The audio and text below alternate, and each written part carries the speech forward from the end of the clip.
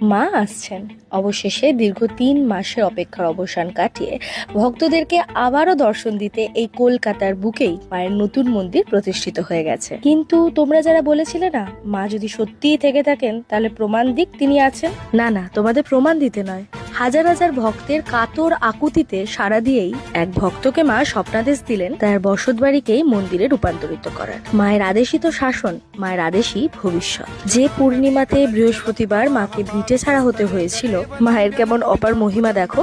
সেই পূর্ণিমার বৃহস্পতিবারেই ভক্তের বানিয়ে দেওয়া কোটি টাকার বসত বাড়িতেই সে রাজ রানীর মতো অধিষ্ঠান করছেন। আমাদের রাজ রাজেশ্বরী মা শ্যামসুন্দরীকে আমরা 15ই মার্চ শনিবার থেকেই দেখতে পাবো। মুকুন্দপুর বাইপাস থেকে মাত্র 8 মিনিটের দূরত্বে অভিদীপ্তার 1 নম্বর গেটের অপোজিটে ইনস্টিটিউট অফ ম্যানেজমেন্ট স্টাডিজ এর পাশে দুটো বাড়ির পেছনেই রয়েছে মায়ের এই নতুন মন্দির। ওই যে কথায় আছে না, রাখে হরি তো মারেকে, কি প্রমাণ হলো তো। জয় মা শ্যামসুন্দরীর জয়।